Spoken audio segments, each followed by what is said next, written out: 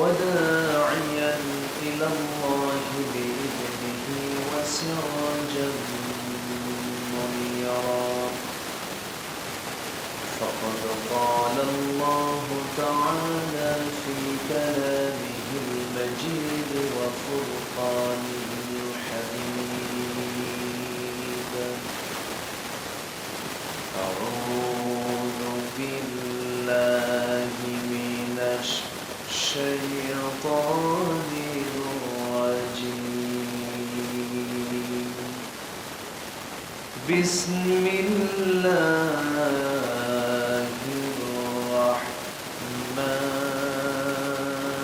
الرحمن الرحيم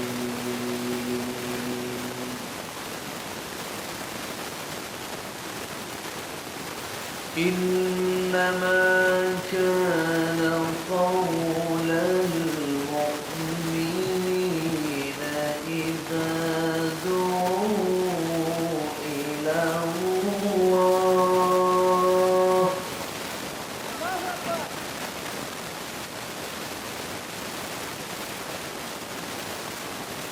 إذا دعوا إلى الله ورسوله ليحكم بينهم أن يقولوا سمعنا وأطعنا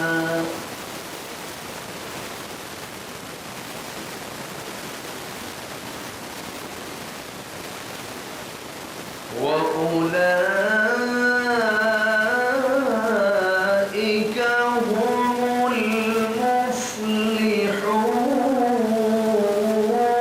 المفلحون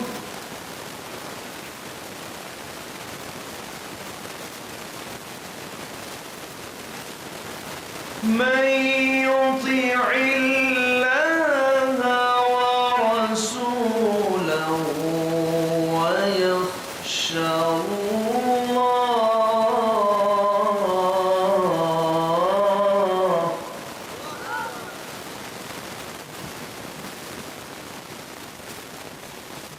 ويخشى الله ويتقه فأولئك هم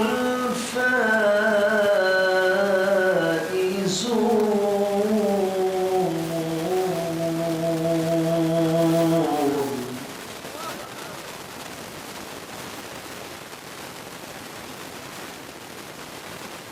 الله أكبر بسم الله الرحمن الرحيم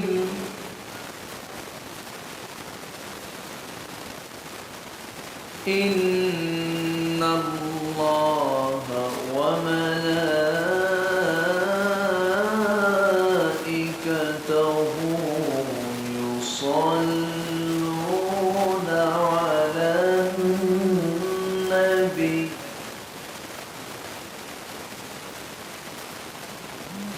يا أيها الذين آمنوا صلوا عليه وسلموا تسليما اللهم صل على محمد وعلى آل محمد كما صليت على إبراهيم وعلى آل إبراهيم إنك حميد مجيد اللهم بارك على محمد وعلى آل محمد كما باركت على إبراهيم وعلى آل إبراهيم إنك حميد مجيد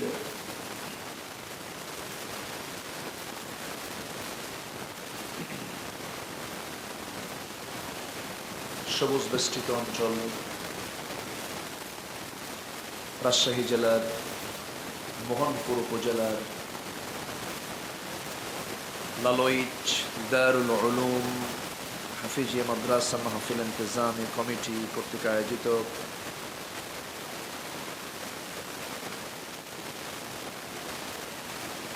হাফিজিয়া মাদ্রাসা মাঠে অনুষ্ঠিত আজকের এই মহৎ আয়োজনের সম্মানিত সুযোগ্য সভাপতি জনাব আলহাজ মহসিন রেজা, আজকের মাহফিলের বরেণ্য অতিথিবৃন্দ, উপস্থিত হযরত উলামায়ে কেরাম, ফদলাইজান, সুশীল সমাজ, জাতির শ্রেষ্ঠ সন্তান, শিক্ষক মণ্ডল, আজকে প্রতিষ্ঠানের অত্র প্রতিষ্ঠানের সম্মানিত সভাপতি, নন্দিত আলেমে দ্বীন, উস্তাজুল আসাতিজা মুহতারাম মাওলানা FM ইসমাইল আলম আল হাসানি হাফিজাহুল্লাহ, উপস্থিত মেহমানবৃন্দ, সঙ্গে উপস্থিত আমার এই গভীর রাতে উপস্থিত আমার প্রাণ প্রিয় দিনী ভাইরা, আড়ালে বসে আছেন সম্মানিতা শ্রদ্ধেয়া মা বোনেরা। আলোচনার সূচনায় আনুষ্ঠানিকতার মধ্য দিয়ে আমার পক্ষ থেকে আবারও দিল খোলা সালাম, আসসালামু আলাইকুম ওয়া রাহমাতুল্লাহি ওয়া বারাকাতুহু।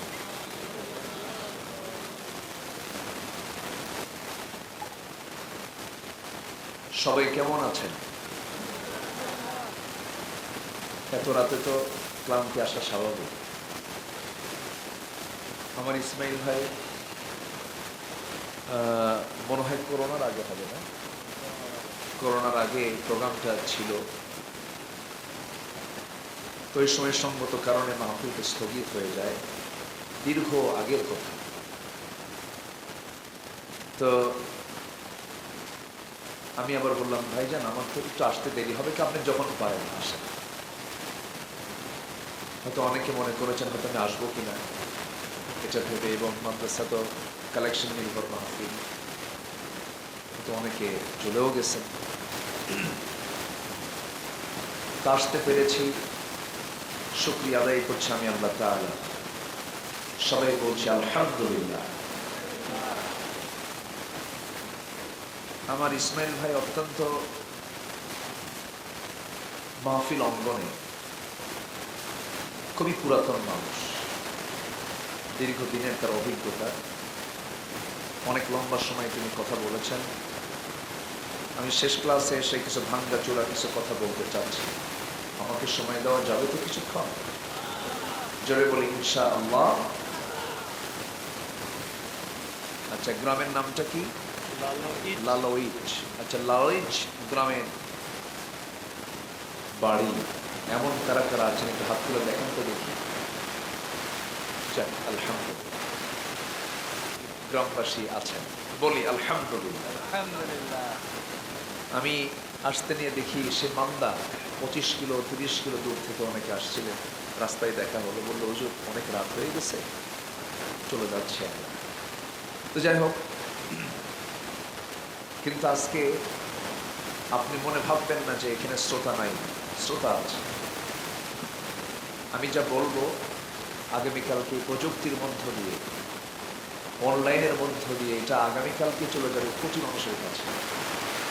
এখন কোনো কথা আর লিমিটেশন, সীমাবদ্ধ কোনো জায়গার মধ্যে সীমাবদ্ধ থাকে না, এটা সব জায়গায় ছড়িয়ে পড়ে। আমি অত্যন্ত গুরুত্বের সাথে যতটুকু পারছি কিছু কথা আমি বলার চেষ্টা করছি। ওমা তাওফীকি ইল্লা বিল্লাহ।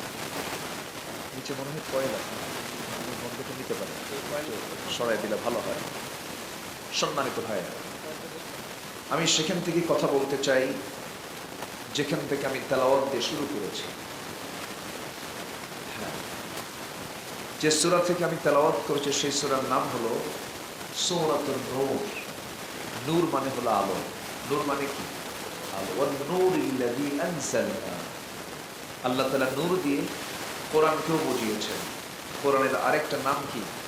নূর, যা জুলুমের বিপরীত। লিতুখরিজান নাস মিনাজ যুলুমাতি ইলান নূর। সেই সূরা নূর থেকে আমি 51 এবং 52 এই দুটো আয়াতে কারিমা আমি তেলাওয়াত করেছি। আমি নাতি দীর্ঘ কথা বলবো। ওমা তাওফীকি ইল্লা বিল্লাহ। আমি খুব বেশি কষ্ট আমি আপনাকে দেব না, তবে শ্রেষ্ঠ ভাষণগুলো খুব বেশি লম্বা হয় তা নয়। বিশ্বের সেরা ভাষণ দিয়েছেন জনাবে মুহাম্মদুর রাসূলুল্লাহ সাল্লাল্লাহু আলাইহি ওয়াসাল্লাম। তিনি ইয়াখতাবু ফি হাজ্জাতিল বিদা, বিদায় হজের যে ভাষণটা দিয়েছেন তা সম্পূর্ণ টোটালি এটা হাদিস আকারে আছে, যা বলতে সময় লেগে যায় সর্বোচ্চ বড় জোর 25 থেকে 30 মিনিট। এই নাতি দীর্ঘ বক্তৃতায় আমার নবীজি এমন কোনো সাবজেক্ট নাই যা তিনি তার বক্তৃতায় উপস্থাপন করেন। সুবহানাল্লাহ বলবেন না?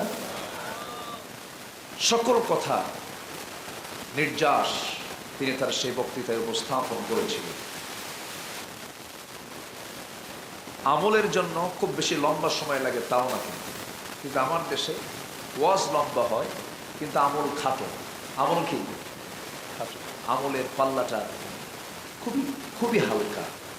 কিন্তু আমরা আমল বড় করব না ওয়াজ বড় করব? বলেন, ওয়াজের পরিমাণ বেশি হওয়া দরকার না আমলের পরিমাণ বেশি হওয়া দরকার? আমলের পরিমাণটা বেশি হওয়া দরকার। সম্মানিত ভাইয়েরা, আল্লাহ তাআলা তেলাওয়াতকৃত আয়াতের ভিতরে ঈমানদারকে ডাক দিচ্ছেন। ডাক দিয়ে বলছেন, একটা আয়াতে শেষে বলছেন এরা হচ্ছে সফলকাম, এবং দ্বিতীয় আয়াতে বলছেন এরা হলো মূলত মানে মূল কৃতকার্য তারা, সফল তারা। এটাও সফল, ফাইজুন আর মুফলিহুন। আল্লাহ তাআলা এই দুটো আয়াতে কিছু কাজ বান্দাকে জানিয়ে দিচ্ছে। আমি সোজা ভূমিকায় না গিয়ে সোজা আমি আলোচনার দিকে চলে যাচ্ছি। সম্মানিত ভাইয়েরা, দোরগোড়ায় মাহে রমজান একদম কড়া নাড়ছে। আমরা রমজান পাচ্ছি ইনশাআল্লাহ বলি, জোরে বলি ইনশাআল্লাহ। এটা আমাদের জন্য একটা আনন্দের বিষয়, কিন্তু কারণ রমজানটা হলো আমার আপনার জন্য আল্লাহর পক্ষ থেকে একটা বড় উপহার। এত বড় উপহার অন্য কোনো উম্মতকে আল্লাহ তাআলা দেননি। আমরা শেষ নবীর উম্মত হতে পেরেছি বলে আমরা এত বড় একটা উপহার পেয়েছি, বলি আলহামদুলিল্লাহ। এখন প্রশ্ন হলো, বলুন তো রমজান মাসটা কিসের মাস? কোরআনের ভাষায় বলতে হবে, মঞ্চে কেউ বলবেন না, একটু বলেন। হ্যাঁ, একজন বলেছেন, আয়াত বলেছেন রমজান মাস কি মাস? আল্লাহ তাআলা নিজে আবার এটার এক্সপ্লেইন তাফসীর করছেন। আল্লাহ রাব্বুল আলামিন বলেন, শাহরু রমাদানাল্লাযী উনজিলা ফীহিল কুরআন হুদাল লিন-নাসি ওয়া বায়িনাতিন মিনাল হুদা ওয়াল ফুরকান। জোরে বলুন আল্লাহু আকবার। রমজান মাস যাতে আল্লাহ রাব্বুল আলামিন কোরআনটা নাযিল করেছেন, কোরআন নাযিলের কারণটাই হলো রমজান মাসের 1 নম্বর বরকতের কারণ। আমার বন্ধুগণ, আবার একটা রাত দিয়েছেন, সেটাও হলো কোরআন নাযিলের কারণে। ইন্না আনজালনাহু ফি লাইলাতিল কদর। আনজালনাহু আই কোরআন। আমার বন্ধুগণ, মদিনায় যাই কেন? নবীর মাকবারা আছে সেজন্য মদিনায় যাই। মক্কায় যাই কেন? আল্লাহর ঘর। ইন্না আউওয়ালা বাইতিন উদিআ লিন-নাসি লাল্লাযী বিবাক্কাহ। কাবা থাকার কারণে আমরা মক্কায় যাই। মক্কার গুরুত্ব বেড়েছে কাবার কারণে, মদিনার গুরুত্ব বেড়েছে নবীর কবর থাকার কারণে, হুজুর গুরুত্ব বেড়েছে নামাজের কারণে, সালাতের কারণে। তেমনি রমজান মাসের গুরুত্ব বেড়েছে কি নাজিলের কারণে? কোরআন নাজিলের কারণে। সে কোরআন নেই আজকের এই মাহফিল, এই যে মাদ্রাসা, সবকিছুর মূল কেন্দ্র কিন্তু এই কিতাব, এই কোরআন। আমি দেখতেছি অনেক দান করেছেন না, অনেকে অনেক দান করছে। আপনি মনে হয় মোটামুটি বলেছেন আলহামদুলিল্লাহ। এটা তো বিশাল, মানে এটা এক্সপার্ট স্যার এটা সম্ভব না। আমার ইসমাইল ভাই মনে হয় খুব সুন্দর করে আন্তরিকতা নিয়ে তিনি মাদ্রাসার জন্য খুব চেয়েছেন আপনাদের কাছে। আপনারাও দান করেছেন। আল্লাহ তুমি এই গ্রামবাসীর সকলে এই কষ্টার্জিত অর্থ থেকে, সম্পদ থেকে, শস্য থেকে যে দানগুলো করেছেন, আল্লাহ তুমি তাদের সকল দানকে সাইয়েদনা ওসমানের দানের সঙ্গে কবুল করে নাও। জোরে বলি আল্লাহুম্মা আমিন। আমার দেশের মাদ্রাসাগুলো লাউ বেসার কুদ বেসা টাকা দিয়ে তো চলে। এত কষ্ট করে মাদ্রাসাগুলো করা হয়, আর বুদ্ধিজীবী কিছু আছে বসে থাকে ঢাকায়, এরা বলে কি জানেন, জঙ্গির প্রজনন কেন্দ্র। হ্যাঁ, সুযোগ আসুক কারোর জন্য। এখন নয় সর্বনাশ হচ্ছে। পৌষ মাস আসবে না ইনশাআল্লাহ? আসবে না? পৌষ মাস আসবে না? আসবে। জোরে বলি ইনশাআল্লাহ। সম্মানিত ভাইয়েরা, যতটুকু তাহজিব তামাদ্দুন টিকে আছে এসব মাদ্রাসার জন্যই টিকে আছে, নচেত সব জায়গায় তারা হাত দিয়ে ফেলেছে। আমরা জানি মিন যাকারি ওয়া উনসা ওয়াজআলনাকুম শুউবান ওয়া ক্বাবাইলা লিতাআরাফু। মানব সৃষ্টির উৎপত্তি বিকাশ কেমন করে হয়েছে কোরআনে বক্তব্য আছে না নাই? এগুলো না ঢুকায় দিয়া এখন সিলেবাসে ঢুকাচ্ছে কি শরীফ কি হয়, শরীফা হয়ে যায়।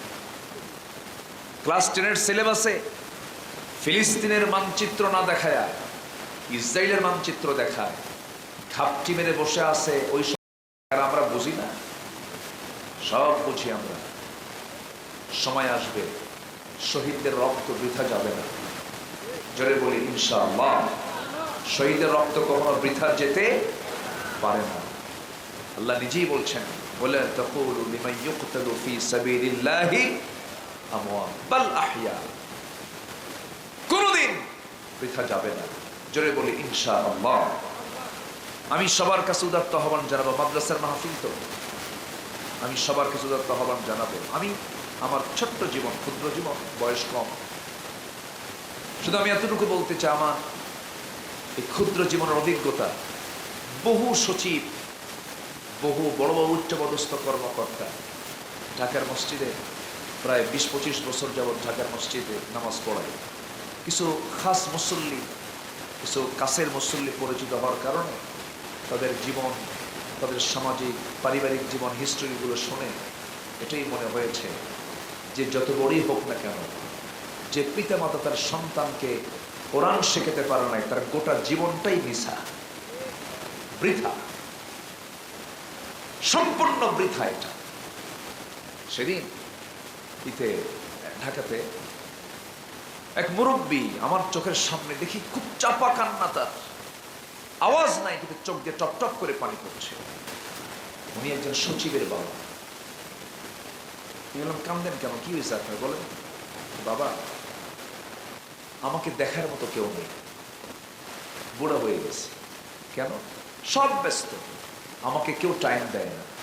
বাবা আমি ভুল করছি, কি ভুলটা আমার, কারোই দোষ নাই। সন্তানদেরকে আমি আখেরাত শিখাই নাই, আখেরাত বুঝাই নাই, কোরআন বুঝাই নাই, দিন শিখাই নাই।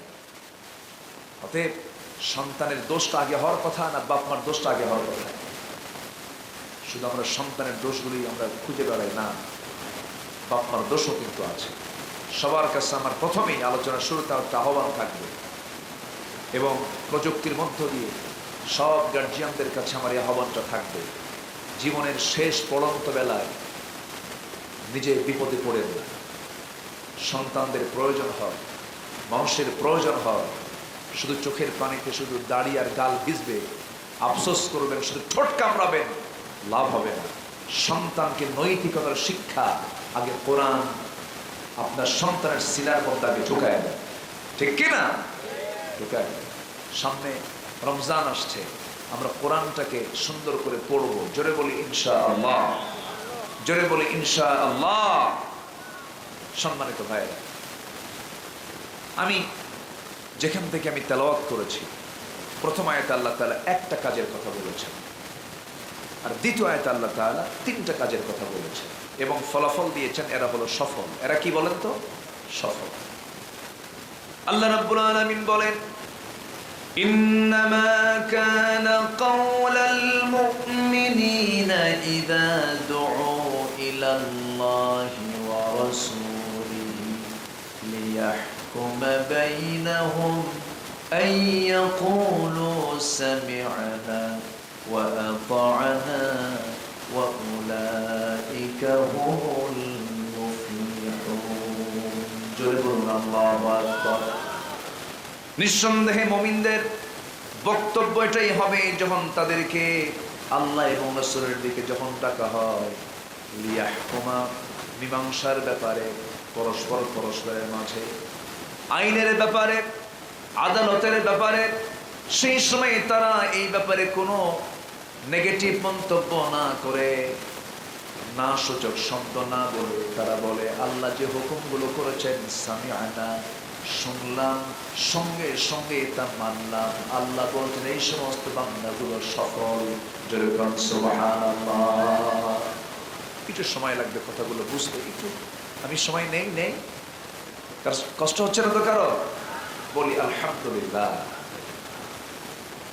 আমার বন্ধুগণ, অনেক মুমিন দাবি করে থাকেন, ঈমান এনেছেন, নামাজও পড়েন, রোজাও রাখেন, হজও করেন, যাকাতও দেন, দান সদকাও করেন, মসজিদও বানান, মাদ্রাসাও বানান, ভালো কথা। কিন্তু যখন তাকে বলা হয় আল্লাহ যে হুকুমগুলো দিয়েছেন, যে বিচারগুলো দিয়েছেন তা তোমাকে মানতে হবে, সে বলে না নামাজ আমি পড়বো, রোজা আমি রাখবো, কিন্তু সচিবালয় চলবে আমার নিয়মে, ক্যান্টনমেন্ট চলবে আমার নিয়মে, ডিসি অফিস চলবে আমার নিয়মে, অ্যাডমিনিস্ট্রেশন চলবে আমার নিয়মে, নামাজ পড়বো আল্লাহর নিয়মে, অ্যাডমিনিস্ট্রেশন চলবে আমার নিয়মে। এমন জাতীয় চেতনা লালন করা মানুষ বুঝি বাংলার জমিনে একটাও নাই। বলে আছে না? নাই।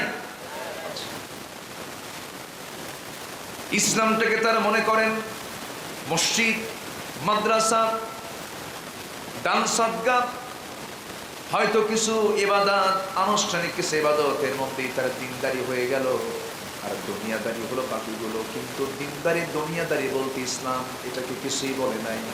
এই পৃথিবীতে কোনো কাজ ইবাদতের বাইরে নাই।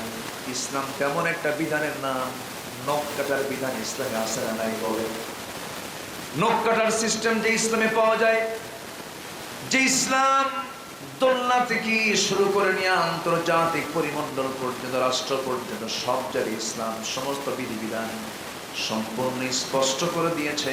আল হালালু বাইয়িন আল হারামু বাইয়িন, সব কিছু বলে দিয়েছে। অতএব এই দুনিয়াতে কোনো কাজ করতে গেলে নিজের মতো করব না, আল্লাহর আইনে করব। নিজের মতো করব না, নবীর পদ্ধতিতে করব, নবীর পদ্ধতিতে করব।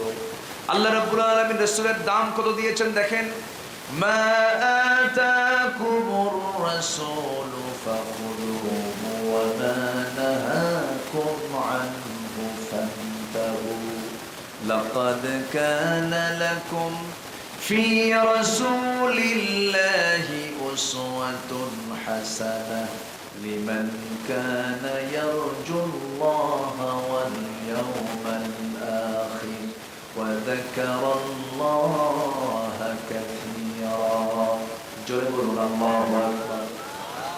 রাসূল জানিয়ে এসেছেন তা ধরো, যা নিষেধ করেছেন তা তোমরা নিজের জীবন থেকে মাইনাস করে ফেলে দাও। আর তোমাদের জন্য উত্তম আদর্শের বাস্তব নমুনা মডেল কেউ নয় নেতা হিসাবে। তোমার জন্য নেতা হিসাবে, শুধু নেতা হিসাবে, আদর্শ হিসাবে, পিতা হিসাবে, তোমার জন্য তুমি কোন দিকের মডেল রাসূলকে দেখতে চাও? আমার নবীকে শুধু রাসূল হিসেবেই মানলে হবে না। জীবনের চরাচরে প্রত্যেকটা জায়গায় যত চরিত্র দরকার, সকল চরিত্র মানতে গেলে রাসূলের চরিত্রকে সামনে হাজির করতে হবে। আমি পিতা হয়েছি, নবীর মতো পিতা হব। আমি স্বামী হয়েছি, নবীর মতো স্বামী হব। আমি বাবা হয়েছি, নবীর মতো বাবা হব।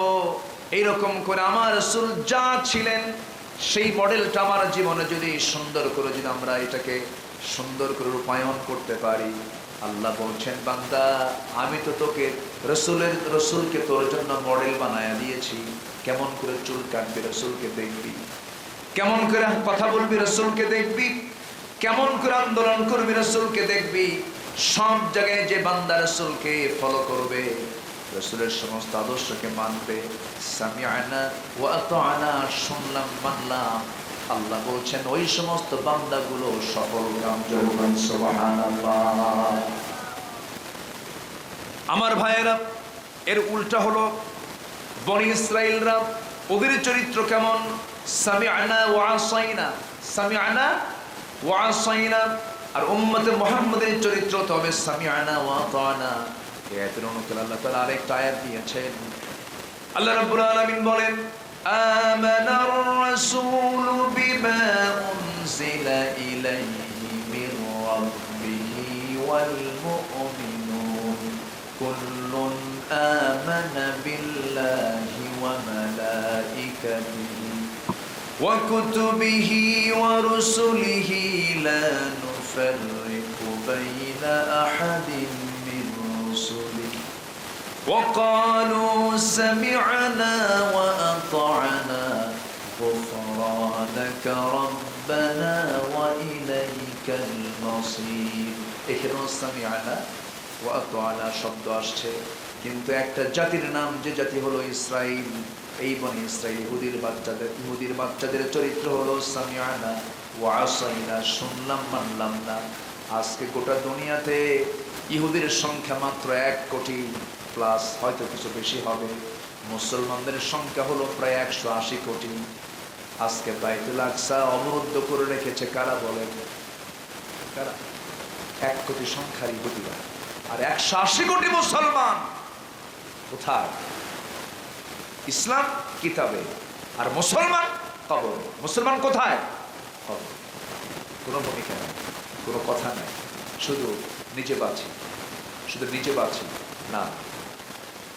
যে মুসলমান কথা বলে না, যে মুসলমান প্রতিবাদী নয়, যে মুসলমানের মুখ থেকে সত্য কথা বের হয় না, তার ঈমান আছে?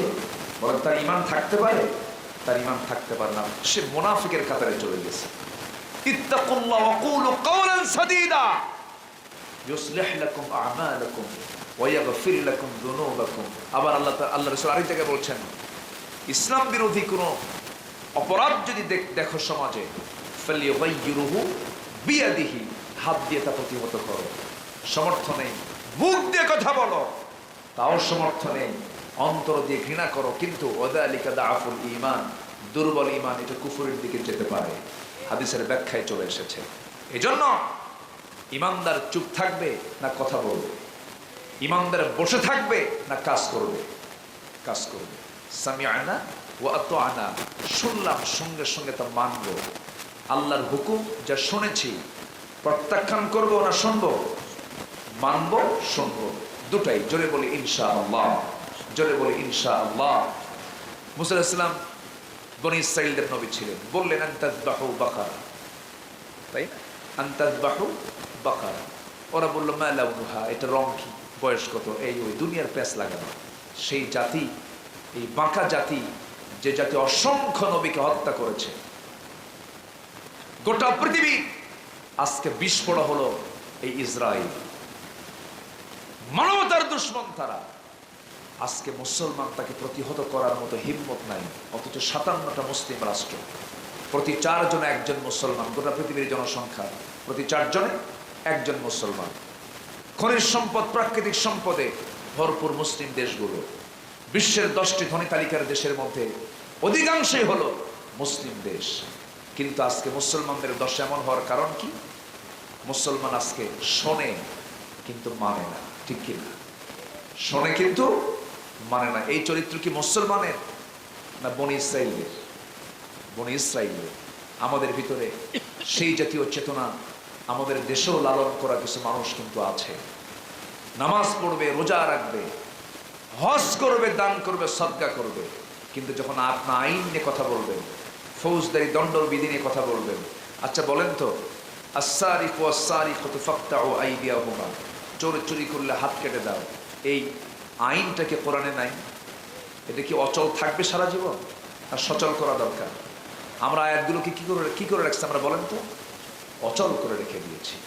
জেনা করলে তাকে দোররা মারো, মিয়াতে জালদা, দোররা মারো, রজম করো, কতল করো। আয়াতগুলো কোরআনে আছে না নেই? আসতে বলবেন না, আছে না নেই? এগুলো কি অচল থাকবে না সচল করতে হবে? সচল কি এমনি হবে না কাজ করতে হবে? এই দায়িত্ব আমাকে আপনাকে কে দিয়েছেন? আসতে বলবেন, এই দায়িত্ব আমাকে আপনাকে কে দিয়েছেন? আল্লাহ দিয়েছেন। এই জন্য শুনবো এবং সঙ্গে সঙ্গে তা মানবো। আল্লাহ বলছেন ওই বান্দা হলো সফল। যেরকম সুবহানাল্লাহ। সম্মানিত ভাইয়েরা, আমি মনে হয় আপনাদেরকে কষ্ট দিয়ে ফেলতেছি কিনা এত রাতে? আমাকে সময় দিচ্ছেন তো? বলি আলহামদুলিল্লাহ। এখন সেকেন্ড আয়াতে আসি আমরা একটু। আল্লাহ তাআলা আমাকে আপনাকে যা দিয়েছেন, যে হুকুমগুলো দিয়েছেন, সে হুকুমগুলো বান্দার জন্য ক্ষতিকর না কল্যাণকর? একটু ভালো করে বলেন তো, ক্ষতিকর না কল্যাণকর? হারাম আমার জন্য ক্ষতি, এই জন্য হারাম করেছেন কে? আচ্ছা, হালাল আমার জন্য কল্যাণ, এই জন্য হালাল করে দিয়েছেন কে? এই ব্যাপারে কোনো কথা বলা যাবে? আসতে এই ব্যাপারে কোনো ক্লেম করা যাবে? ক্লেম করা যাবে না, অভিযোগ দেওয়া যাবে না। আমার দেশে এমন কিছু কুলাঙ্গারও আছে, যদি কোরআনের আইন নিয়ে যদি কোনো কথা বলা হয়, অকপটে মিডিয়াতে, টেলিভিশনেও বলে ফেলে, প্রকাশ্যে বলে ফেলে কোরআনের আইনগুলো হলো মধ্যযুগীয় আইন। এই জাতীয় আইন সমাজে চলতে পারে না। অথচ এটা কত বড় কুফরি কথা হতে পারে, এগুলো আমরা কিতাবুল্লাহ শোনা যাচ্ছি, আমাদের কানে কিন্তু কথাগুলো আসতেছে, কিন্তু কথাগুলো কি মানে সাধারণ কোনো কথা না মারাত্মক ভয়ঙ্কর? মারাত্মক ভয়ঙ্কর কথা। আমরা কোরআনকে মানবো শুধু নামাজের হুকুমে, না সব কিছুর হুকুমে মানতে হবে কোরআনকে? সব কিছুর হুকুমে কোরআনকে মানতে হবে। কোরআনের একটা আয়াত কেন, একটা শব্দ কেন, একটা হরফও যদি কেউ অস্বীকার করে, তার ঈমান আছে না গেছে? তার ঈমান আছে না গেছে? তার ঈমান চলে গেছে। এই জন্য কোরআনের কোনো হুকুমকে আমরা অমান্য করার কোনো সুযোগ নেই। এখন প্রশ্ন হলো, আরেকটা প্রশ্ন, আচ্ছা আল্লাহ তাআলা যে হুকুমগুলো দিয়েছেন, কোরআনের যে বিধানগুলো দিয়েছেন, এই বিধান সমাজে চালু হোক, আপনারা সবাই কি চান? আসতে সবাই কি চান? এবং আল্লাহ কিন্তু বলে দিচ্ছেন, আমি যাদেরকে ক্ষমতা দেব তারা 4টা আইন তারা সমাজে চালু করে ফেলবে। এমন জাতীয় আয়াত আছে না নেই? আছে। ইম্মাক্কান্নাহুম ফিল আরদ আকামুস সালাহ ওয়া আতাউজ যাকাত ওয়া আমারু বিল মা'রুফ ওয়া নাহাউ আনিল মুনকার। আল্লাহ তাআলা নিজেই বলে দিচ্ছেন। তাহলে আল্লাহ চান জমিনে বান্দা তার বিধান মেনে চলুক। আমরাও চাচ্ছি এখানে যারা বসে আছি, কিন্তু এই দেশে 18 কোটি মুসলমানের অধিকাংশ মানুষ এই জমিনে কোরআন আসুক, এটা কি চায়? জরিপ করেন, বলেন সবাই কি চায় জমিনে কোরআনের শাসন চালু হোক, আইন চালু হোক? সবাই কি চায় এটা? সবাই কিন্তু চায় না। যারা চায় না আপনি তাদেরকে কি বলবেন? বলেন। এখন কোরআনকে প্রশ্ন করেন, যারা কোরআনের বিধান যারা চায় না, তারা কি এই ফতুয়া কি আমি আপনি দেব, না আল্লাহ ফতুয়া দিয়েছেন? কে ফতুয়া দিয়েছেন বলেন তো? আমার আল্লাহর ফতুয়া আছে না নাই? মূলত ফতুয়াটা কার? মূলত ফতুয়া কে দেন? আল্লাহ দেন। শুধু বান্দার মুখ থেকে এটা বের হয়। আল্লাহ রাব্বুল আলামিন বলেন, এখানে কিন্তু কোন সম্প্রদায়কে উল্লেখ করে বলেন নাই। আরবি গ্রামার যারা জানেন, ব্যাকরণ যারা জানেন, যারা নাহু সরফ পড়েছেন, যারা অর্থগুলো বোঝেন, আল্লাহ রাব্বুল আলামিন সুন্দর করে বলছেন, স্পষ্ট করে বলছেন, আল হালালু বাইয়িন ওয়াল হারামু বাইয়িন। আল্লাহ পাক সব কিছু সুস্পষ্ট করে বলে দিয়েছেন। আল্লাহ রাব্বুল আলামিন বলেন, ওয়ামান লাম ইয়াহকুম বিমা আনজালাল্লাহ ফাউলাইকা হুমুল কাফিরুন ফাসিকুন যালিমুন। আমার দেয়া বিধান অনুযায়ী, আমার দেয়া আইন অনুযায়ী যারা বিচার কার্য ফয়সালা করবে না, সেটাই হোক না কেন, অমাল্লাম যে এখানে যে বলতে যে কোনো বান্দাই হোক না কেন, সে নামাজও পড়তে পারে, নামাজ নাও পড়তে পারে, অথবা সে অন্য ধর্মেরও হতে পারে। আল্লাহ এখানে ক্লিয়ার করে বলছেন, যে বান্দা আমার বিধান আমার হুকুম বিচার কার্যে যারা ফয়সালা করবে না, তারাই হলো কাফের, তারাই হলো ফাসিক, তারাই হলো জালিম। এই তিনটা বাতিল খেতাব দিয়েছেন তিনি কে? আসতে বলেন, তিনি কে? আল্লাহ। আল্লাহ খেতাব দিয়েছেন এরা কাফের, এরা ফাসিক, এরা জালিম। সম্মানিত ভাইয়েরা, অনেকে তৃপ্তির ঠেকুর গেলেন যে হজে তো গেলাম, সব গুনাহ তো মাফ হয়ে গেছে। আবার রমজান আসতেছে, কিছু বান্দা দেখবেন আমার দেশের কিছু শিল্পপতি, হাজার কোটি টাকার মালিক, এরা কিছু হুজুর ভাড়া করবে। আমার দেশে কিন্তু হুজুরও ভাড়া পাওয়া যায়, জানেন না? হুজুর ভাড়া পাওয়া যায় না? কিছু হুজুর কিন্তু ভাড়া পাওয়া যায়। সিনেমা হল উদ্বোধন হবে, হুজুরকে দাওয়াত দেয়, হুজুর দোয়া করে, আল্লাহ সিনেমা হলের কাস্টমার বাড়ায়, দোয়া করে। এরকম হুজুরও কিন্তু আছে, আছে না নেই বলে? সস্তা হুজুর পাওয়া যায়। আবার এমন হুজুর আমার দেশে আছে, উদাহরণ দেওয়ার জন্য আর বাইরে যাওয়া লাগে না আমাদের, হাসতে হাসতে ফাঁসির মঞ্চে চলে যায়, বাতিল শক্তির কাছে মাথা নত করে না। আছে না নাই? ইমাম ইবনে তাইমিয়া রাহিমাহুল্লাহ দামেস্কের জেলখানায় পৌঁছতেছেন, জালিম শাসক তাকে জেলখানায় আটকে রাখছে। জেল সুপার এসে কান্দে, জেল সুপার এসে কান্দে আর বলে, হুজুর আমরা আপনার খুব ভক্ত, আপনি এত বড় আলেম, আপনার প্রতি নিশ্চিত এটা জুলুম করা হচ্ছে, কিন্তু আমরা কি করবো? আমরা তো হুকুমের গোলাম, আমাদের কিছু করার নাই, আমাদেরকে মাফ করে দিয়ে। সঙ্গে সঙ্গে ইমাম ইবনে তাইমিয়ার চক্ষু লাল হয়ে গেছে। জেল সুপারকে বলছে, জেল সুপার তুমি আমার কাছে মাফ চাও? তোমাদের মতো এমন ব্যক্তির কারণে জালিমরা জুলুম করার সাহস পায়। আপনি চুপ থাকতেছেন, এটার জন্য জবাব দিতে হবে কার আদালতে? আসতে বলবে না কার আদালতে? মাজলুমদের মামলা আছে না নাই? বলেন তো, মাজলুমদের মামলা আছে না নাই? এই জন্য সম্মানিত ভাইয়েরা, আমরা ঈমান এনেছি, শুনেছি, আনুগত্য করব, কোন নিঃশর্ত, কোন শর্ত ছাড়া আমরা মেনে নেব এই জমিনে কার বিধান আসুক। আসতে বলবেন না কার বিধান আসুক। এর জন্য কাজ করার দরকার আছে না নাই? আল্লাহ তাআলা সুন্দর করে এখন বুঝাই দিচ্ছেন, ইন্নামা কানা কাওলাল মুমিনিনা ইযা দুউ ইলাল্লাহ ওয়া রাসূলিহি লিয়াহকুমা বাইনাহুম আন ইয়াকুলু সামি'না ওয়া আতা'না ওয়া উলাইকা হুমুল মুফলিহুন। জোরে বলুন আল্লাহু আকবার। যে সমস্ত বান্দাগুলো বলবে শুনলাম মানলাম, এরাই হলো সফল কাম। রাসূল যখন সাহাবা একরামকে যে হুকুম করেছেন, কোন শর্ত তারা জড়িয়ে দেন নাই, শুধু বলতে দেরি, যেতে দেরি হয় নাই। রমজান মাস আরেকটা পরিচয় আছে, এই পরিচয়গুলো আমাদের দেশে অনেকেই জানে না, কারণ এই দেশে বিজয়ের মাস বলতে বোঝায় ডিসেম্বর, কি ঠিক আছে না? স্বাধীনতার মাস বলতে বোঝায় হলো মার্চ মাস। কিন্তু বদর মাস যে কত, কি বলে, রমজান মাস যে কত তাৎপর্যপূর্ণ একটা মাসের নাম। রমজান মাস হলো বদরের মাস, রমজান মাস হলো বিজয়ের মাস। ইন্না ফাতাহনা লাকা ফাতহাম মুবিনা। আমার বন্ধুগণ, রমজানকে নিয়ে আল্লাহ তাআলা বিশাল সাজিয়ে ফেলেছেন। রমজানকে আল্লাহ তাআলা বহু গুণে গুণান্বিত করেছেন, বহু তাৎপর্যমণ্ডিত এই মাসটা। এই মাসে ইসলামের প্রথম যে যুদ্ধ হয়েছিল, এবং এই রমজান মাসেই শহীদের রক্ত ঝরেছে জমিনে। প্রথম 14 জন সাহাবী শাহাদাত বরণ করেছেন কোন মাসে? বলেন কোন মাসে? শহীদ দিবস যদি বলা যায়, শহীদের মাস যদি বলা যায়, কোন মাস? যেরকম কোন মাস বলেন, কোন মাস? রমজান মাস। আমার ভাইয়েরা, রমজান যে ওদের সামনে 2-3 দিন পরই কিছু কথা তো বলতেই হয়। ঘুরে ফিরে একটু ওই দেখি চলে যাচ্ছে, একটু বারবার রমজানটা আমরা পাবো। এখানে যদি প্রশ্ন করি, অনেকেই কিন্তু হাত তুলতে পারবেন না, আমরা বুঝি।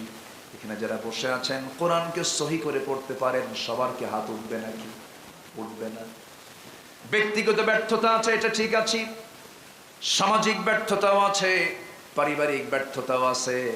তবে হ্যাঁ, যদি আজকে রাষ্ট্রীয় পৃষ্ঠপোষকতা যদি শক্তভাবে যদি দেখা হতো, ডিপার্টমেন্টকে যদি দেখানো হতো, কারিকুলাম যদি ঠিক মতো যদি সুন্দর করে সাজানো হতো, আমার বিশ্বাস 18 কোটি মুসলমানকে সহি তেলাওয়াত করানো সম্ভব। ঠিক কিনা বলেন? এই শিক্ষা দেওয়া সম্ভব হতো। গত সেপ্টেম্বরে আমি মালয়েশিয়া গিয়েছিলাম। মালয়েশিয়ার প্রধানমন্ত্রী ডক্টর আনোয়ার ইব্রাহিম, বেচারা একদম চিকন লিকলিকে মানুষ, সারা জীবন জেল খাটছেন। প্রায় 16 থেকে 17 বছর সমকামিতার অভিযোগে অভিযুক্ত করে তাকে জেল খাটানো হয়েছে। যারা জেল খাটিয়েছে তারা এখন ক্ষমতার বাইরে, উনি এখন ক্ষমতায় আছেন। যারা তাকে জুলুম করেছে উনি উঠিয়ে বলেছেন, যারা আমাকে জুলুম করছে আমি তাদেরকে মাফ করে দিলাম।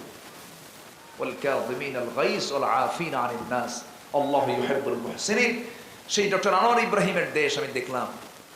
একজন দেশের প্রধানমন্ত্রী জুমার মসজিদে গিয়ে খুতবা দিচ্ছে, নামাজ পড়াচ্ছে। রেসেপ তাইয়েপ এরদোয়ান, তুরস্কের প্রেসিডেন্ট, নামাজ পড়াচ্ছেন। একজন হাফেজে কোরআন। আফগানিস্তানের আমির জাতীয় মসজিদে খুতবা দিচ্ছেন। এটাই তো সুন্দর দৃশ্য। তো ডক্টর আনোয়ার ইব্রাহিমের দেশে মালয়েশিয়া 60% মুসলমান, বাকি অন্যান্য দেশের চায়না কিছু আছে, অন্য ধর্মের বিভিন্ন লোক সেখানে বসবাস করে। এই 60% যে মুসলমান, অবাল বৃদ্ধ বনিতা, অর্থাৎ ক্লাস 8 লেভেলে যখন কোনো মুসলিম নাগরিক সেই দেশের ক্লাস 8 লেভেলে ওঠে, প্রত্যেকটা মুসলিম নাগরিকের 2 থেকে 3 পারা কোরআন মুখস্থ হয়ে যায়। আলহামদুলিল্লাহ বলবেন না? তাহলে তাদের কারিকুলামটা সাজানো আছে কোরআন শেখার জন্য করে। আর আমার দেশের যে কারিকুলাম ছিল, যা ছিল, মানে ফররুক আহমেদের কবিতা বাদ দিয়া ঢুকা দিয়েছে লাল গরু। কি গরু? লাল গরু। এই হচ্ছে অবস্থা। এই প্রতিকূল পরিবেশে কু আনফুসাকুম ওয়া আহলিকুম নারা, আমাদেরকে পরিবারের জন্য অবশ্যই আমাদের খেয়াল রাখার দরকার আছে না নাই বলেন তো? এই দিকটাও খেয়াল করবো। রমজান মাসকে আমরা কাজে লাগাবো, জোরে বলি ইনশাআল্লাহ। আগামী রমজান হবে কোরআন শেখার রমজান। সিদ্ধান্ত কি নেওয়া যায়? সিদ্ধান্ত কি নেওয়া যায়? এই মাহফিল থেকে, প্রিন্ট মিডিয়া, অনলাইনের মধ্য দিয়ে আমি মুসলিম উম্মাকে জানিয়ে দিতে চাই, যেই কোরআনকে নিয়ে এই মাসের এত তাৎপর্য, সেই কোরআনের মাসে মুসলিম যদি কোরআন তেলাওয়াত করার যোগ্যতা হারিয়ে ফেলে, এর চাইতে অযোগ্য, এর চাইতে অযোগ্যতা আর কি হতে পারে? যে কোরআন শিখতে লাগে 7 দিন, একটু মেধা ভালো হলে, একটু দুর্বল হলে 14 দিন, অথবা আরো একটু দুর্বল হলে 1 মাস, 29টা হরফ, 17টা মাখরাজ, কিছু সিফাত আপনি শিখলেন না, জানলেন না। জানেন, আস-সাওমু ওয়াল কুরআনু ইউশাফিআন লিল আবদি, হাসরের ময়দানে কোরআন এবং সিয়াম এই দুটা আল্লাহর কাছে সুপারিশ করবে, আল্লাহ এই বান্দাকে জান্নাত দিয়ে দেবে। জোরে বলে সুবহানাল্লাহ। এই জন্য আমরা কোরআনকে শিখবো না ইনশাআল্লাহ? আগামী রমজানের মাস হবে কি শেখার রমজান? বলেন, কোরআন কি শেখার রমজান হবে? কোরআন শেখার রমজান হবে। আল্লাহ তাআলা আমাদেরকে কবুল করুন, জোরে বলি আমিন। তাহলে রমজান মাস হচ্ছে বদর যুদ্ধের মাস। রমজান মাস হল মক্কা বিজয়ের মাস। রমজান মাস হলো আনুগত্যের মাস। সামিআনা ওয়া আতা'না, সাহাবায়ে কেরাম এটা প্র্যাকটিক্যাল দেখিয়ে দিয়েছেন। রাসূল বললেন, সাহাবীরা 16 রোজা রাখছো, আর রোজা রাখো না, তোমাদেরকে যেতে হবে বদর প্রান্তরে। যুদ্ধের ডাক এসেছে, কুরাইশ সব হাজির হয়ে গেছে। তোমরা কি পারবে এই তোমার বাবার সাথে, তোমার ভাইয়ের সাথে, তোমার গোষ্ঠীর সাথে, তোমার বংশের সাথে এই সমস্ত লোকদের সঙ্গে বিরুদ্ধে কি তোমরা যুদ্ধ করতে পারবে? সাহাবায়ে কেরাম বলেন, ইয়া রাসূলুল্লাহ, আপনি যা বলবেন আমরা তাই করব। আল্লাহু আকবার বলেন। যা শুনলাম তাই মানলাম। সামিআনা ওয়া আতা'না। হুজুর শুধু আপনি অর্ডার দেন আমাদেরকে। রাসূল বারবার বলছিলেন, সাহাবীরা তোমাদের সামনে দাঁড়িয়ে যাবে, তা কারো বাবা, কারো ভাই, কারো ছেলে, কারো জামাই সবার সামনে দাঁড়িয়ে যাবে। সাবধান, দিন প্রতিষ্ঠার সংগ্রামে কেউ কিন্তু পিছপা হওয়া যাবে না। একদম মানে ধৈর্যের পিরামিড হয়ে, লড়াকু সৈনিক হয়ে 313 জন, তারা কি পিছপা হয়েছেন না সামনের দিকে এগিয়ে গেছেন? কোন মাসে? এই চেতনা আমাদের লালন করার দরকার আছে না নাই? রাসূল যা বলেছেন হুবহু তারা ফলো করেছেন। আনুগত্যের একদম সম্পূর্ণ যে প্রদর্শনী সাহাবে কেরাম তা প্রদর্শন করেছেন। যুদ্ধের ডাক এলো, সাহাবে কেরাম কিনে রাসূল রওনা দিলেন। রওনা দেওয়ার সময় দেখা গেল না খাওয়া রাসূল, না খাওয়া সাহাবী। রাসূল বলেন সাহাবীরা রোজা তো আজকে ভাঙতে হবে। সাহাবীরা হুজুর রোজা তো ফরজ, ভাঙবো কেন? সওমও রাখবো, জিহাদও করবো। রাসূল বললেন না, ফাইদ্দাতুম মিন আইয়ামিন উখার, অন্য সময় রাখা যাবে, শক্তি সঞ্চয় করো, বাতিল দুর্গে আঘাত হানো। আল্লাহু আকবার। সাহাবায়ে কেরাম রোজা ভেঙে ফেললেন, রাসূল রোজা ভেঙে ফেললেন। বদর যুদ্ধের ডাক এলো, সংখ্যা কম, সবার কাছে কানে কানে চলে গেছে। এক মহিলা এসে, মদিনার এক আনসার মহিলা সাহাবী, নবীর সামনে এসে বলছে হুজুর আমার তো স্বামী নাই, স্বামী মারা গেছে, আমার কোনো বড় ভাইও নাই, আমি কাকে দেব এই যুদ্ধে পাঠাবো? আমার ছোট্ট 2 বছরের এই বাচ্চাটা আছে, হুজুর আপনি এই বাচ্চাটা নেন, এটা আপনি যুদ্ধের ঢাল বানায় নিয়ে। আল্লাহু আকবার। আনুগত্য কাকে বলে? দিন প্রতিষ্ঠার সংগ্রামে জজবা কাকে বলে? রাসূল কেঁদে ফেললেন, বললেন না সন্তান তোমার কোলে থাকুক, আল্লাহ তোমার নিয়তকে কবুল করে নিয়েছে। আরেকজন সাহাবী এসে বলে হুজুর যুদ্ধের ডাক নাকি আসছে শুনলাম, আমরা আফরার ছেলে 2টা, আমরা যুদ্ধে যোগ দিতে চাই, আমাদের নাম লিস্টে নেন। বলে নাই, বয়স নাই, ফিটনেস নাই, বাহুবল নাই, অনুমতি দিতে পারবো না। হুজুর অন্তত আপনি আমারে দেন, ওর চেয়ে আমি লম্বা আছি, বড় আছি। রাসূল বললেন তাই ঠিক আছে। ছোটজন বলে হুজুর ওকে যদি অনুমতি দেন আমাকে দিতে হবে কেন? ও লম্বাই বড় কিন্তু গায়ের শক্তি আমার বেশি।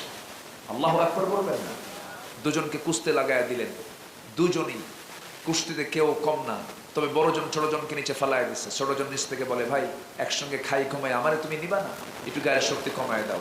রাসূল টের পেলেন, রাসূল মুস্কি মুস্কি হাসি মেরে জড়া ধরে বললেন আল্লাহ এই বান্দাগুলোর গায়ের জোর নাই কিন্তু ঈমানের জোর আছে। আল্লাহু আকবার। কি সুন্দর করে তারা দিন প্রতিষ্ঠার সংগ্রামে এগিয়ে এসেছেন। কোন মাসে বলেন, কোন মাসে? তাহলে যে রমজানে রোজা রেখে যে বান্দার মধ্যে বদরের মাসে, মক্কা বিজয়ের মাসে জিহাদের চেতনা লালন হয় না, ওর কি এটা কি অরিজিনাল রোজা হয়? অরিজিনাল রোজা হয় না। আমরা এটাকে লালন করব, জোরে বলি ইনশাআল্লাহ।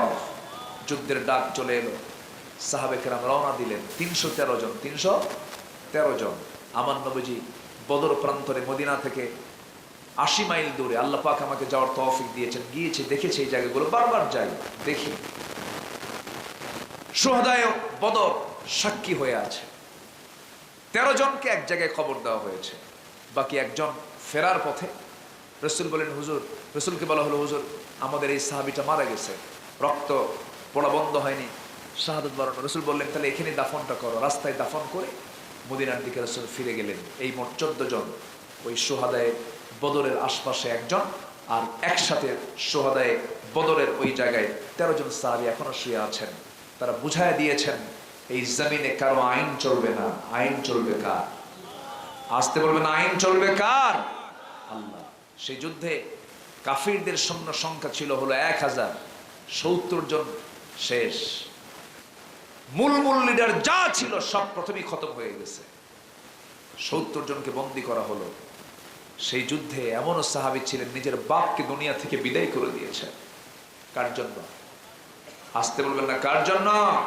আল্লাহর জন্য। সেই যুদ্ধের ময়দানে আমার নবীজি যুদ্ধের নেতৃত্ব দিয়েছেন। সেই যুদ্ধে রাসূল নিজে অংশগ্রহণ করেছেন এই রমজান মাসে। সাহাবে কেরাম শুধু শুনেছেন, রাসূল শুধু বলেছেন আসো, সামিআনা ওয়া আতানা, কোন প্রকার কষ্ট তারা দেখেন নাই। যুদ্ধের ময়দানে ছোট্ট 2টা বাচ্চা ও মাঝ অংশগ্রহণ করেছে। আল্লাহ তাআলা কি হিস্ট্রি, কি ইতিহাস তৈরি করে রেখেছেন। আবু জেহেলের মতো একটা দাপুটে নেতাকে দুনিয়া থেকে বিদায় করার জন্য এই ছোট্ট 2টা বাচ্চাকে সিলেকশন দিয়েছেন। জোরে করে আল্লাহু আকবার।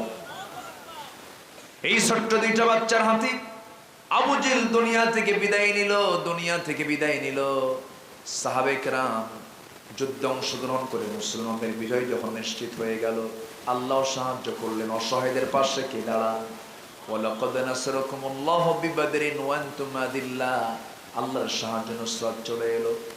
হাজার হাজার ফেরেশতা নাজিল হয়ে গেল, আল্লাহর সাহায্য চলে এলে সাহাবায়ে কেরামদের বিজয় যখন নিশ্চিত হয়ে গেছে, আমার নবীজি সাহাবায়ে কেরামকে সঙ্গে সঙ্গে বলছেন, সাহাবীরা 70 জন কাফেরকে, কুরাইশকে ওই বদর কূপের মধ্যে ফেলে দাও। 70 জনকে কি করব হুজুর? সাহাবীরা বলেন, হুজুর আমরা এদেরকে হত্যা করে ফেলি। রাসূল বললেন, না না, ওদেরকে পিঠমোড়া দিয়ে বেঁধে ফেলো। সেই পিঠমোড়া দিয়ে 70 জন যুদ্ধবন্দীর মধ্যে দেখা গেল আমার নবীর নিজের বড় মেয়ের জামাইও আটকা পড়েছে, আমার নবীর আপন চাচা আব্বাস রাদিয়াল্লাহু আনহু তিনিও আটকা পড়ে গেছেন। সব সাহাবীরা চিন্তা করতেছে, নবীর জামাইকে কেমন করে আমরা শক্ত দড়িয়ে বাঁধি। বাঁধন থেকে বেঁধেছে, কিন্তু একটু দড়ির গিরাটা বাঁধনটা একটু নরম করে ঢিল করে দিয়েছে। ওইদিকে আমার নবীর আপন চাচা আব্বাস রাদিয়াল্লাহু তাআলা আনহু ইসলাম কবুল করেননি, সেই সময় তার বাঁধনটা নরম করে দিয়েছে, খাবারটা দিয়েছে স্পেশাল। দেখা গেল নবীর কাছে বলা হলো, হুজুর আপনার জামাইকে, আপনার চাচাকে আমরা সম্মান দিয়েছে, কি করেছো?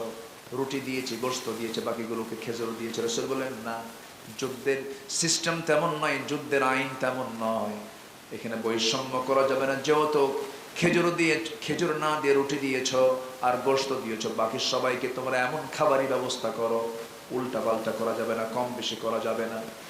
আমার নবীজির স্বহস্তে সবার কাছ থেকে মুক্তিপণ আদায় করতেছেন। এবার চলে এসেছে নিজের আপন চাচা। রাসূল বলছেন, চাচা আপনাকে মুক্তিপণ দিতে হবে, আমি তো তোমার চাচা হই। রাসূল বলেন, চাচা হন তো যুদ্ধ করতে আসছেন কেন ভাতিজার বিরুদ্ধে? কোনো মার্সি নাই, মুক্তিপণ দিতে হবে, যুদ্ধবন্দী আপনি মুক্তিপণ দিতে হবে। আমার তো কিছুই নাই, বাড়িতে কিছুই নাই। রাসূল বললেন, চাচা মিথ্যা কথা বলেন কেন? আপনি চাচি আম্মার কাছে কিছু স্বর্ণ জমা করে রেখে এসেছেন। সঙ্গে সঙ্গে বলা হলো, ভাতিজারে কে তোমাকে এই সংবাদটা দিল? আমার বাড়ির শোনার খবর তো তোমার জানার কথা না। রাসূল সঙ্গে সঙ্গে বলছেন, আমি তো গায়েবের মালিক নই, আমি তো গায়েব জানি না, তবে আল্লাহ তাআলা আমাকে জানিয়ে দিয়েছেন। জয়গণ সুবহানাল্লাহ। হাতটা গায়ে দিয়া সাইয়েদনা আব্বাস কালিমা গ্রহণ করলেন, দিনটা গ্রহণ করলেন, নিজের জামাইয়ের সামনে চলে এলো। দেখেন আমার দেশে কিন্তু বহু পরিবার আছে, দেখবেন একই মায়ের 4 সন্তান, একই মার পেট থেকে এসেছে, 4 ভাই 4টা দল করে। যে দল ক্ষমতায় থাকে সেই দলের সেই ভাইয়ের কাছে আসে, বাকি 3 ভাই এসে বলে, ভাই 5 বছর চালা। আমি কি ভুল বলতেছি? সব জায়গায় কিন্তু মোহামেডান থেকে আবাহনী, আবাহনী থেকে মোহামেডান, মোহামেডান থেকে আবাহনী, স্পোর্টিং ক্লাবের মতো দল পাল্টাপাল্টি করে। এটা কি ইমানদারের চরিত্র না মুনাফিকদের চরিত্র? বলেন, মুনাফিকদের চরিত্র। আমার বন্ধুগণ, নামাজ পড়লেই শুধু জান্নাত পাওয়া যাবে না, নামাজের অনুকূলে, নামাজে কি বললাম, নামাজের সঙ্গে সমাজটা মিলাতে হবে, নামাজের সঙ্গে নিজের জীবনটা মিলাতে হবে। ওইদিকে সাহাবীরা কি করলেন, আমরা কি করি? আমার নবীজি নিজের জামাই যখন সামনে দাঁড়ানো দেখতে পেলেন, বললেন, আবুল আস তোমাকে মুক্তিপণ দিতে হবে। আবুল আস বড় জামাই। নবীজি খাদিজার জীবদ্দশায় তার বড় মেয়েকে তার সঙ্গে বিয়ে দিয়েছিলেন। তোমাকে মুক্তিপণ দিতে হবে, মুক্তিপণ তোমার অবশ্যই দিতেই হবে। বললেন, ঠিক আছে, আমি মক্কায় খবর পাঠাচ্ছি। বড় মেয়ে করলেন কি, তার স্বামীর মুক্তির জন্য একটা প্যাকেটের মধ্যে সুন্দর করে একটা গলার হার পাঠায় দিয়েছেন স্বামীর মুক্তিপণ হিসাবে। এই গলার হারটা যখন নবীর হাতে চলে এলো, নবীর চক্ষুটা লাল হয়ে গেছে। রাসূল কেঁদে ফেললেন। সাহাবায়ে-কেরামও কান্দে। বলছেন, হুজুর আপনি কান্দেন কেন? কি হয়েছে আপনার বলুন।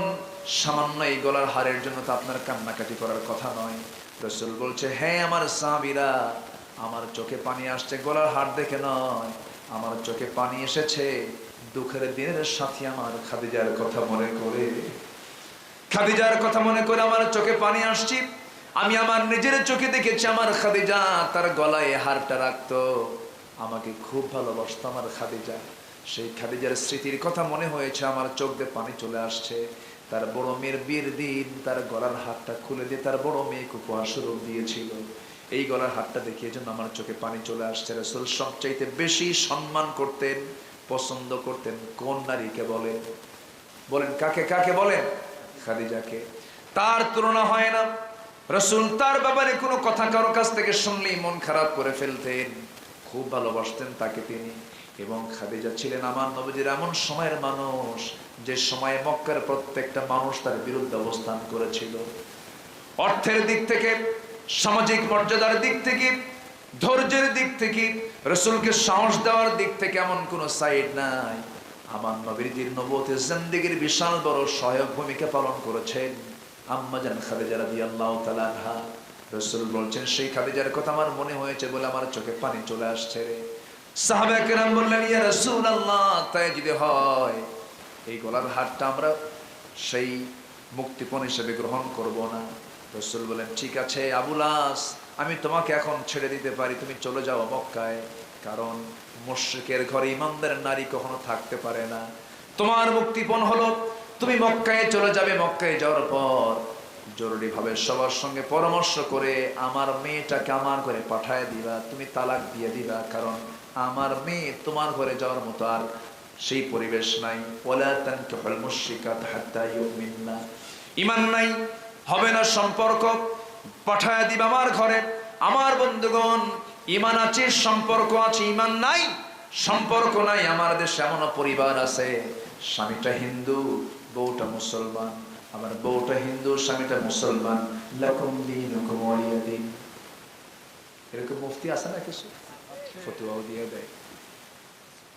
সংসদে পর্যন্ত বলে, মাননীয় স্পিকার, আমার ছেলে বিয়ে করছে ভারতের গাঙ্গুলি পরিবারে, তো আমার ছেলেটা যে মেয়ে পাইছে, আমার বৌমা খুব ভালো, আবেদা সালেহা, ঢাকায় থাকলে 5 ওয়াক্ত নামাজ পড়ে, কলকাতায় গেলে পূজা টুজাও করে। এরকম মুফতি আমার দেশে আছে কিন্তু। আবার ওই কি বলে, এরকম কিছু মুহাদ্দিসাও আছে আমার দেশে, পার্লামেন্টে দাঁড়ায় বলে, আমরা কি হাদিস পড়ি না? বুখারী, মুসলিম, তিরমিজি, সিয়াসিত্তা, মিশকাত শরীফ, মিশকাত শরীফ নাকি সিয়াসিত্তা, হ্যাঁ, পার্লামেন্টে একদম বক্তব্য দিয়ে দিল। গান গাইছে একটানা 15 বছর, রুচি শেষ, গান গাওয়ার শেষ, আর গান গাওয়া নাই, এখন ফাটা, ঠিক বাইরে ফাটা। কি কথা কি বুঝতেছেন আপনারা? কথা কি বুঝতেছেন?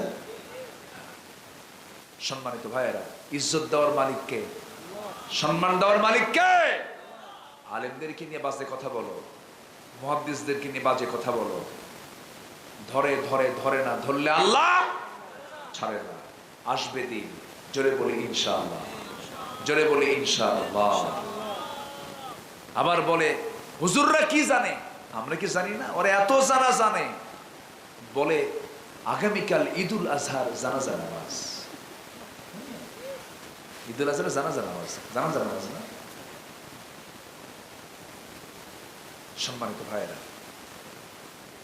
আমার দেশে আবার কিছু দরবার আছে, দরবার, ওই দরবারে ওরা খুব যায়, মানে হ্যাঁ, এই তো লাইনে আসছেন, এটার সংখ্যা কিন্তু কম না। হিন্দুরা ধরছে হলো মা, হিন্দুরা কি ধরছে? মায়ের তো সংখ্যা তার শেষ নাই। মা দুর্গা, মা কালী, মা ভগবতী, মা লক্ষ্মী, মা ভবানী, মা কালী, আছে না বহু মা। আমাদের ক্লেমও নাই, তারা আরো মা ধরুক, সমস্যা নেই, তাদের ধর্ম তারা পালন করবে। লা তাসুব্বুল আসনাম, মূর্তিকে আমরা গালিও দিতে যাব না, রাসূল মানা করেছেন।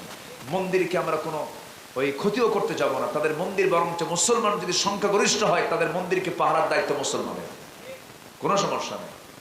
কিন্তু হিন্দু ভাইরা মা ধরলো, তো আমার দেশের মুসলমান কিছু চিন্তা করলো, ওরা যেহেতু মা ধরছে, তো আমরা বাপ ধরি, বাপ ধরছে, দয়াল বাবা, পীর বাবা, খাজা বাবা, ন্যাংটা বাবা, গুরু বাবা, আসে না, আসে না নাই, আসে না নাই, লেবেল করছে। কিন্তু বাপও ধরা যাবে না, মাও ধরা যাবে না, ধরতে হবে কাকে? আস্তে ধরতে হবে কাকে? সাহায্য চাইতে হবে কার কাছে? বাবাও বাঁচাবেন না, মাও বাঁচাবেন না, আমাকে বাঁচাবেন তিনি কে? আল্লাহ তাআলা। আসুন আমরা প্রথম আয়াতের আলোকে আমাদের জীবনটা সাজাই, জোরে বলি ইনশাআল্লাহ। আমি কি শেষ করে দেব? চালাবো?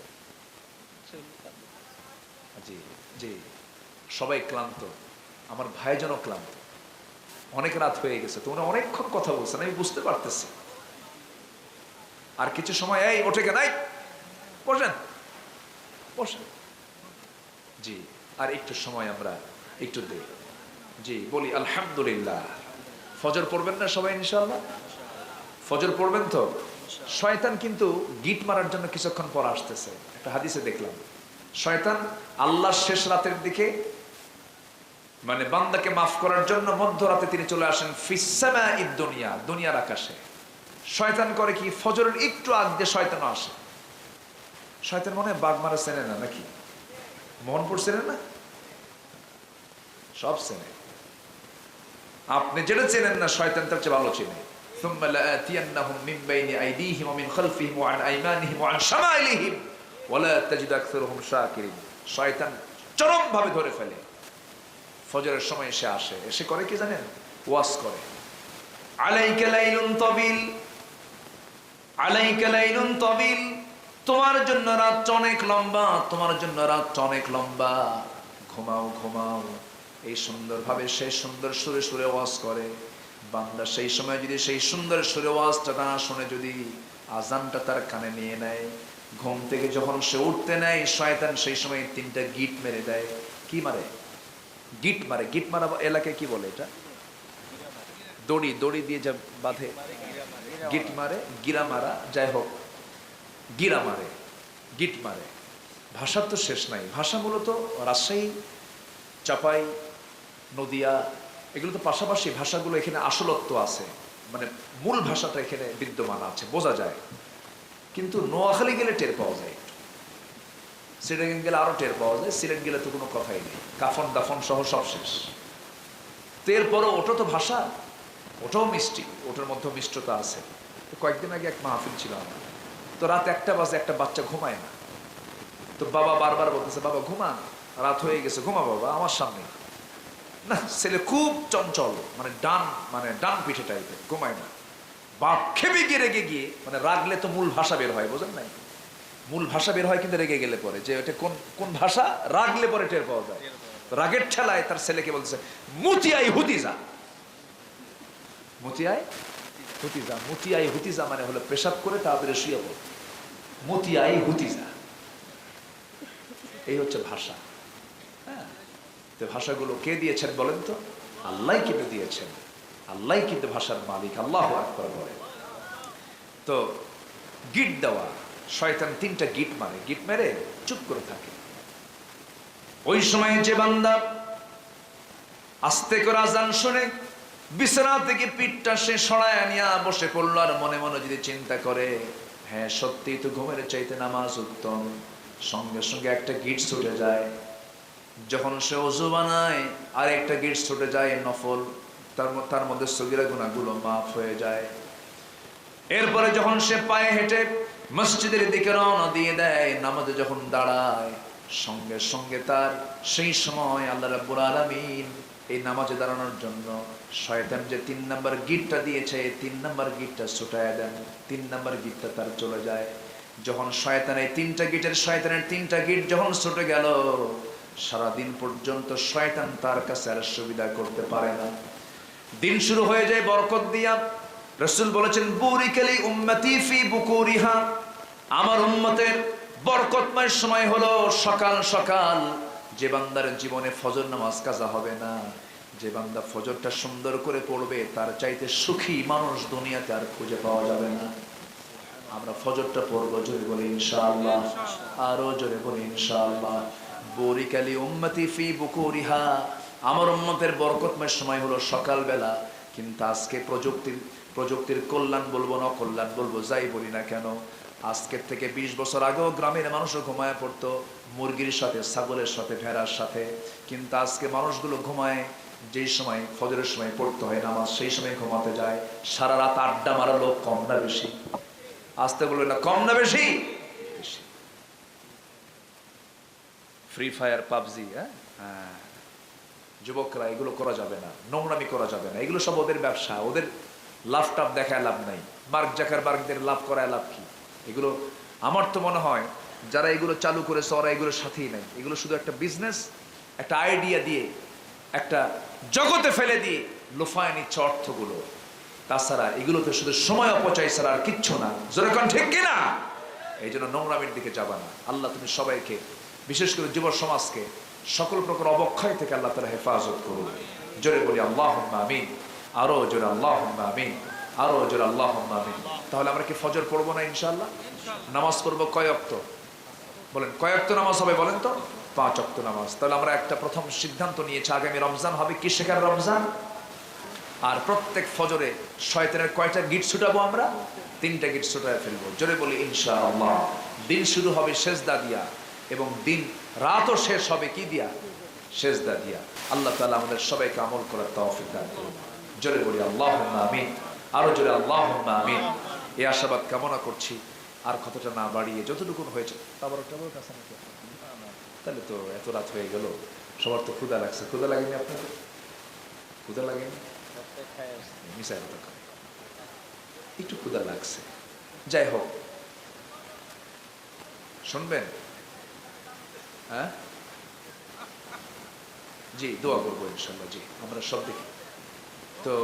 কি গজল শুনবেন আপনারা? আগ্রহ আছে আপনাদের? আমি গজল পারি তো। আপনার কিন্তু এই গ্রামের লোকে সব লালইচ না? লালইচের অর্থ কি? খুঁজে তো পাওয়া যায়নি মনে হয়। লালইচ, লাল থেকে লালইচ বেশি মানে মানে এটা মানে সুপারলেটিভ দিক নাকি? মানে লাল, বেশি লাল নাকি? না, ঠিক আছে, কিন্তু লাল তো না, সব তো সবুজ। সবুজে ঘেরা গ্রাম, আলহামদুলিল্লাহ। তো দেখি, গজল শুনতে চেয়েছেন, একটু গজল শোনায় দিই। হালকা একটু গজল শোনায় দিই। আমরা ধীরে ধীরে দোয়ার দিকে যাব। যে কথাগুলো বললাম আমরা আমল করবো না ইনশাআল্লাহ? জোরে বলি ইনশাআল্লাহ। আমাদের প্রিয় বন্ধু হচ্ছেন মুহাম্মদ সাল্লাল্লাহু আলাইহি ওয়াসাল্লাম। সে কোন বন্ধু বলো বেশি বিশ্বস্ত? সে কোন বন্ধু বলো বেশি বিশ্বস্ত? কার কাছে মন খুলে দেয়া যায়, কার কাছে সব কথা বলা যায়, হওয়া যায় বেশি আশ্বস্ত? তার নাম আহমদ, বড় বিশ্বস্ত। যে জন কখনো ব্যথা দিতে জানে না, যে জনকে বলি মুছে দেয় বেদনা। ঠিক কিনা? রাসূল কি কষ্ট দিয়েছেন কাউকে কখনো? আমাদেরকে ভালোবাসেন কম না বেশি? যে জন কখনো ব্যথা দিতে জানে না, যে জনকে বলি মুছে দেয় বেদনা। হৃদয়ের হাহাকার, হৃদয়ের হাহাকার আপন করে নিতে আর কার বুক এত প্রশস্ত? তার নাম আহমদ, বড় বিশ্বস্ত। মহানবী বলে তারে কেউ বা ডাকে, আমি ডাকি প্রিয়তম। সে আমার ধ্যান, ভালোবাসা, প্রেম, মধুময় মনোহর স্বপ্ন সম। যে জন করুণার উপমা, যার মতো মরমি কোথাও আর মিলে না। যে জন করুণার অনুপম উপমা, যার মতো দরদি কোথাও আর মিলে না। জীবনের আঙিনায় আবাদ করে দিতে আর কার বুক এত প্রশস্ত? তার নাম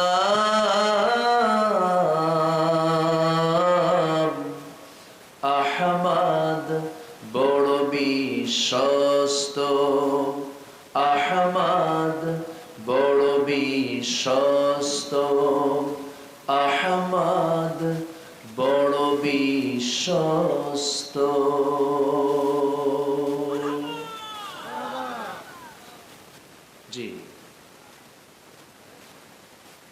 যতটুকু হয়েছে আমরা বলে ফেলি আলহামদুলিল্লাহ। আমরা একটু নামাজের মতো করে বসি, একটু বিনয়ী হয়ে আমরা আল্লাহর কাছে চাবো। এই শেষ রাতের দিকে দোয়া কবুলের সময় এটা, ছোট বোনেও তো বাঘ থাকে, এখানে অনেক আল্লাহর পছন্দের বান্দাও থাকতে পারেন। আমরা এখন দোয়ার দিকে যাব। দোয়া পরিচালনার দায়িত্ব আমি ইসমাইল ভাইকে দেব, আপনি দোয়াটা করুন।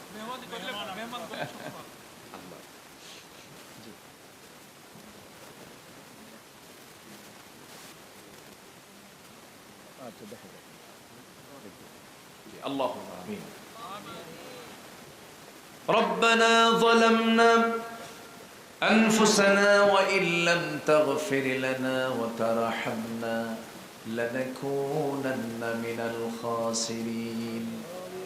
গভীর রাত, নিঝুম রাত, ঝিমানো রাত্রিতে চাঁদের মতো তোমার পছন্দের কিছু বান্দা বান্দীদেরকে নিয়ে তোমার কালামের দুটো আয়াতকে সামনে রেখে ইমানদার কেমন হতে হয়, ইমানদারের চরিত্র কেমন হওয়া উচিত, ইমানদারের জন্য কোন কোন বিষয়গুলো অপরিহার্য, যৎকিঞ্চিত কিছু কথা বলার চেষ্টা করেছি। শেষ সময়ে এসে কাঙ্গাল ভিখারির মতো দুটো হাত পেতে আছে। আল্লাহ, গুনার দিকে নজর দিও না, বান্দা মনে করে তামাম জীবনের সমস্ত গুনাহগুলোকে মাফ করে দাও। জনম দুঃখিনী মা, জনম দুঃখী বাপ জানজার চলে গেলেন, জিন্দেগির গুনাহগুলো মাফ করো, কবরগুলোকে জান্নাতের টুকরা বানায়া দাও। অনেক আলোচনা শেষ করে বাড়ি ফিরবো, বউ দেখবো, ছেলে দেখবো, মেয়ে দেখবো, ভাই বোন দেখবো, কিন্তু মাকে পাবো না, বাপকে পাবো না। সে আব্বা আম্মা যারা চলে গেল, জিন্দেগির গুনাহগুলো মাফ করে দাও, কবরগুলোকে জান্নাতের টুকরা বানায়া দাও।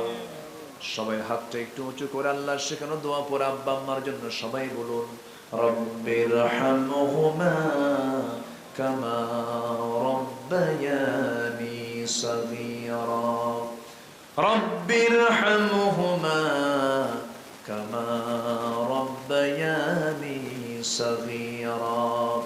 ও আল্লাহ, বিশেষ করে মাহফিলটার আয়োজন করলেন যারা, শোনার জন্য আসলেন যারা, বিনিময়ে কিয়ামতের কঠিন ময়দান যেদিন কেউ কাউকে চিনবে না, এমনকি মা সন্তানকে পর্যন্ত স্বীকার করে বসবে, যেদিন মানুষ কাঁদতে কাঁদতে চোখের পানিগুলো ফরে যাবে, চোখ থেকে রক্ত বের হওয়া শুরু হয়ে যাবে, সেই কঠিন মুসিবতের দিন এই মাহফিল সবার জন্য নাজাতের মাধ্যম তুমি আল্লাহ বানাইয়া দিও।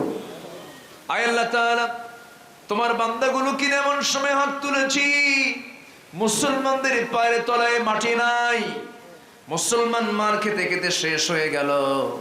আল্লাহ, মেহেরবানি করে 180 কোটি মুসলমানের জন্য ওমরের মতো, আলীর মতো একজন নেতা পাঠায়া দাও। আয় আল্লাহ তাআলা, তোমার কাছে ফরিয়াদ করি, আয় আল্লাহ তাআলা, তোমার কাছে ফরিয়াদ করে মুসলমানদের প্রথম কিবলা বাইতুল আকসাকে তুমি আল্লাহ মুসলমানদের হাতে তুলে দাও। আয় আল্লাহ তাআলা, এই জামানার সালাউদ্দিন আইয়ুবের মতো একজন মুজাহিদ পয়দা করে দাও। আয় আল্লাহ তাআলা, দুনিয়া থেকে কোন দিন বিদায় নেব জানি না, ডান হাতে আমলনামা না আসা পর্যন্ত তুমি আল্লাহ আমাদের কবরে নিও না। আয় আল্লাহ তাআলা, অধ্যক্ষ ইসমাইল আলম আল হাসানী সাহেবকে তুমি আল্লাহ দ্বীনের জন্য, কোরআনের জন্য কবুল আর মঞ্জুর করে নাও। তার বর্ণাঢ্য খেদমতকে তুমি আল্লাহ কবুল করে নাও। আয় আল্লাহ তাআলা, তার জন্মভূমি এই লালইটের প্রত্যেকটা ঘরকে ইসলামের দুর্গ বানায় দাও। ঘরে ঘরে খালিদ বিন ওয়ালিদ পয়দা করে দাও। আম্মা জান আয়েশার মতো মা তুমি আল্লাহ পয়দা করে দাও। খাওলা বিন তাজরের মতো তুমি আল্লাহ মুজাহিদা পয়দা করে দাও। আয় আল্লাহ তাআলা, তোমার বান্দাগুলোকে নিয়ে হাত তুলেছে এমন সময়, যে সময়ের দোয়া কবুলের সময়, আল্লাহ যিনি অসুস্থ সুস্থ করে দাও, ঋণগ্রস্ত ঋণ মুক্ত হওয়ার তৌফিক দিয়ে দাও। এক কথায় যা যা সমস্যা তুমি আল্লাহ দয়া করে সমাধান করে দাও। এই দুনিয়াতে আসার তো সিরিয়াল ছিল, যাওয়ার তো কোনো সিরিয়াল নাই। ডান হাতে আমলনামা না আসা পর্যন্ত কবরে নিও না আল্লাহ। তবে যেদিন মরে যাব রে, টান মেরে ঘর থেকে বের করে দেবে, জীবনের শেষ গোসলটা হয়ে যাবে, মরা মানুষ সব দেখে দেখে চলে যাবে, কবরে শোয়া দেবে, বাঁশ চাপা দেবে, মাটি চাপা দেবে, ওই যে বিদায় দিয়ে দেবে, আর কোনোদিন কেউ খোঁজ নিতে যাবে না। আল্লাহ, 24 ঘন্টায় মাথার চুলগুলো খসে খসে পড়বে, 3 দিনের চামড়াগুলো গলে গলে পড়বে, পোকার পেটে চলে যাবে 7 দিন, পেটের নাড়ি বেড়ে সব চোখ মুখ কান নাক দিয়ে বের হওয়া শুরু হয়ে যাবে, চেহারা বিকৃত হয়ে যাবে। মাত্র 3টা মাস পর দেখা যাবে কয়েকটা হাড় ছাড়া কবরে আর কিচ্ছু নাই রে। তোমার কাছে ফরিয়াদ করি, দিন শেষে তুমি ছাড়া কোনো বন্ধু আমার নাই। আল্লাহ এই মাদ্রাসাকে কবুল করো, শিক্ষক ছাত্রদেরকে কবুল করো। এই মাদ্রাসাকে তুমি আল্লাহ এলাকার শ্রেষ্ঠ বিদ্যাপীঠ হিসেবে তুমি আল্লাহ দয়া করো কবুল করে নিও। যারা যারা দান করলেন সবার দানকে কবুল করো। আশপাশ যত মাইয়াত শুয়ে আছেন কবরগুলোকে জান্নাতের টুকরা বানায়া দাও। মৌতের সময় যখন চলে আসবে জামানে জারি করে দিও লা ইলাহা ইল্লাল্লাহু মুহাম্মাদুর রাসূলুল্লাহ। আসসালামু আলাইকুম ওয়া রাহমাতুল্লাহি ওয়া বারাকাতুহু।